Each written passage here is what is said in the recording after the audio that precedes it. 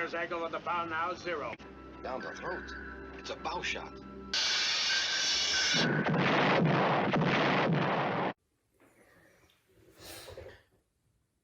Hello, YouTube modeling community. It's Rick. I have an update on my work on the PT 556, the Daisy Mae. The weapons are coming together and being mounted. I've got the torpedoes done. Other little parts and pieces into paint, out of paint, and ready to add on. So we're getting there. I think it's looking pretty good.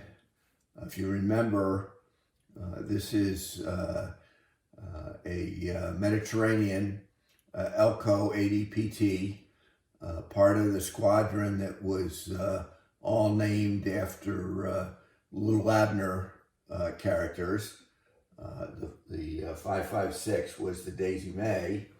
I did find some 1/72nd scale decals for nose art that has a interesting decal of Daisy Mae, so I'm gonna figure out to put that on the bow or on the bridge structure, deck structure, and give it a little interest. Most of the others going together pretty well. Recall that these squadrons had this particular squadron of, I think it was maybe 8 boats, had the Elco 4 20mm mounts instead of the one 40mm Bofors, called it was the Elco Thunderbolt, and we picked that up from Shapeways. So like I said, we have the torpedoes here done, and we need to paint the mounts and install those. Some other parts and pieces that will go together, but it's coming together well, and we'll get the finishing touches on it.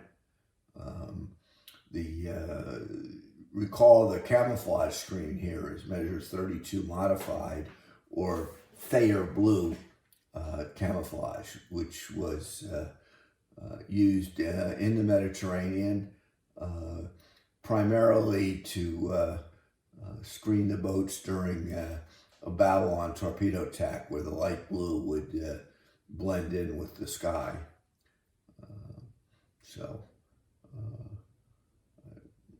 Looking forward to finishing this up. Couple other notes. I won't be posting next week. We're going on vacation for a week. I haven't been able to accomplish a lot during May and really for the last year because of, I don't know if I mentioned this before, but when I left the corporate world 10 years ago, over 10 years ago, I did establish a home-based consulting business. And during the pandemic, without much else to do except modeling, I kind of expanded what I was doing on the consulting. And now that we're past that, I really want to get out of the work world and go into a full retirement. So I've spent some time wrapping up my projects and dissolving my LLC, and going to move into a full-time retirement mode, which should give me some more time for modeling and more time for other things. So another thing I bring everybody up to date on, I did, if you remember the debacle on my build for Munchkin Modeling's Man March into Space, with the decals on the TWA Moonliner. I did happen to find and be able to get replacement decals.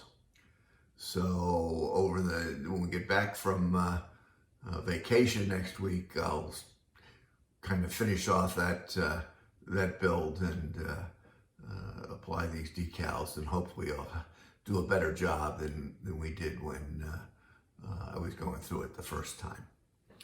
And the other thing to mention is that we did have a local swap meet, which allowed me to pick up a couple interesting kits. Let me move over here a little bit. I picked up the 135th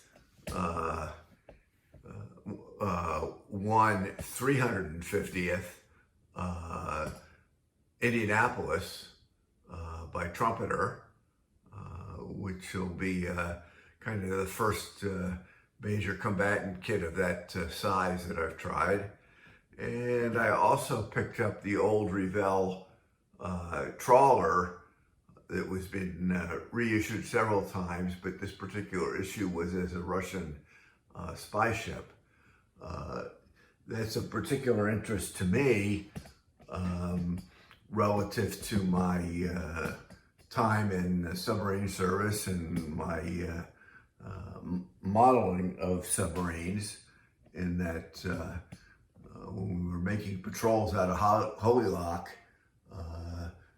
FBM boomers, we constantly run into the Russian, we referred to them as the AGIs.